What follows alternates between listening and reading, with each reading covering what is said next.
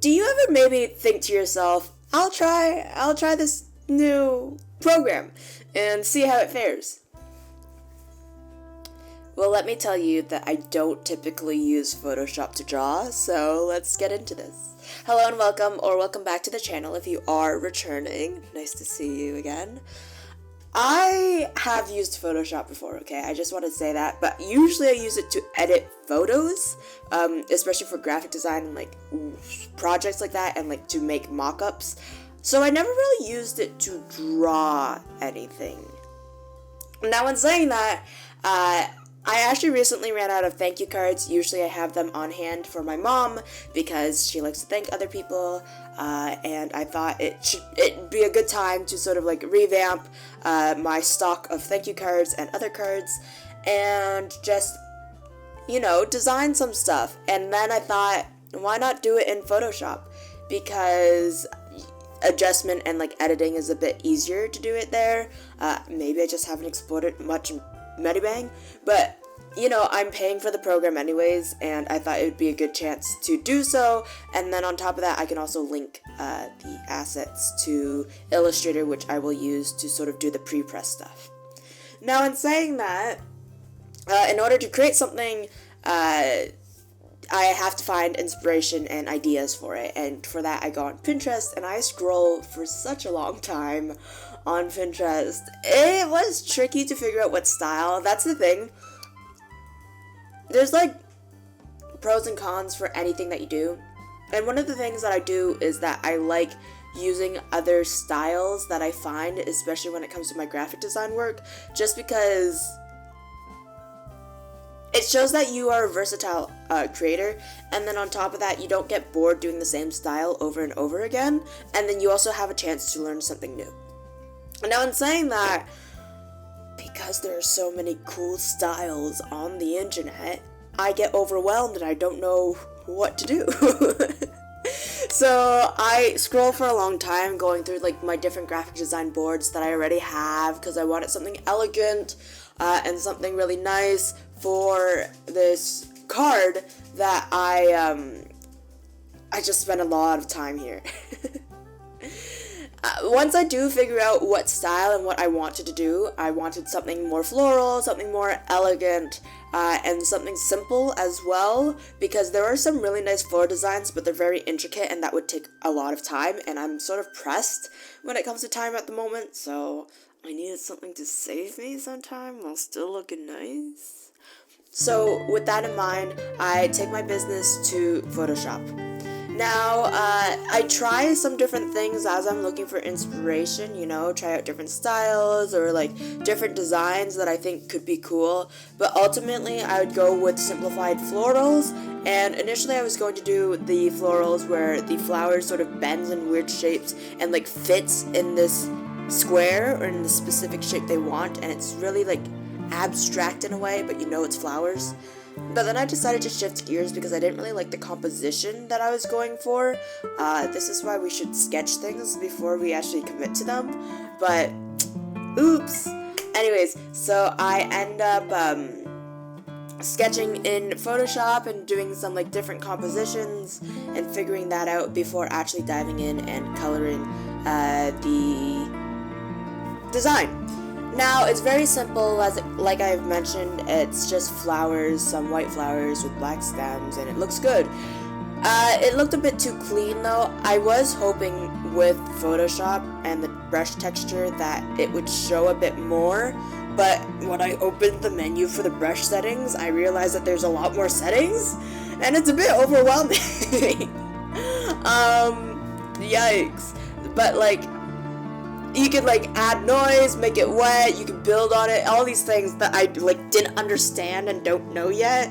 So it was a bit like a lot. And I didn't know what was happening. But I ended up just finishing up the flowers and the stems, and I ended up just going into the filters and whatnot and playing around with those settings and just working on adding noise and grain and just trying to make it not look so clean and vectory. With that being said, I also played around with some of the brush settings, figured out a few things like why the heck my brush transparency was so so opaque or so transparent. It was not opaque as I wanted. So with that in mind, I played with those things, and then I played with different brushes. There was like some splotchy dots, dotted brushes, and like splattery texture, so I tried adding those. I didn't love them just because they were a bit too uniformed in the design in the program at the moment, and you know, I didn't have time to like mess it around right now, so like I just did what I could. I did some test prints as well on plain paper to figure out the size and roughly what the colors would be, and then I printed on the cardstock. I used the Avery cards that they have. It's good, it does the job, and I am no professional when it comes to printing out cards, so it works. And I did the test print. It turned out well, but I wanted the red to be a bit more saturated, so I play around with that. And then I thought maybe a different color would actually be better, so that's what we do. I love blue so much that I feel like I might be biased to the color, but on top of that, it just, tell me this card doesn't look good in blue, okay? Like, tell me that, and then maybe I won't make it anymore. But like, it just looks so nice in this color that I decided to keep it anyways, and that's sort of the finalized copy of it. I do have a few red ones from like test trials and whatnot, but now it's like I just am sticking with blue. That will be the blue that I use from this point on for the thank you cards, and if I need to change it, I can. And that's sort of the nice thing with the Adobe stuff, is that they linked, so then if I change it in Photoshop, it will also change in Illustrator. Medibang will also do that, so if you change a Medibang file in Illustrator, then it will sync. Or if you change a Medibang file at all, it will sync to Illustrator, by the way. But yeah, so it was really nice just to be able to sort of change the colors, do the more prints. I printed them. I can't believe I printed them, like one of them wrong. I'm upset. But aside from that, you know, I figured out the printer and how to like put the cards in and feed the cards through, so then that way they print properly on the outside and inside.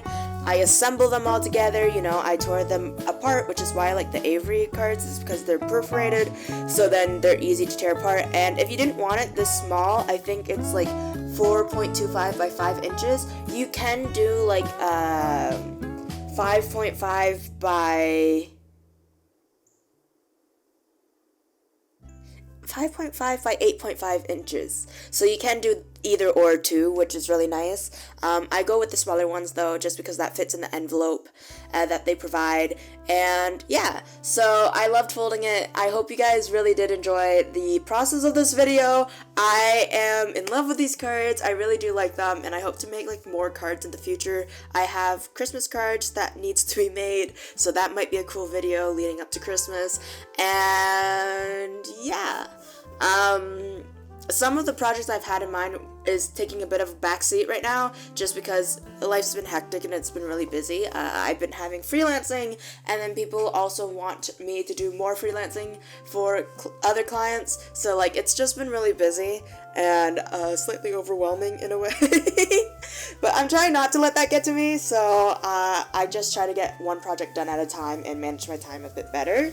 I know I could do it. When I was in school, I was able to really manage time and whatnot, but it's a bit harder when you're outside of school and not in like a work environment, because I work from home. So yeah, so it's just really a lot.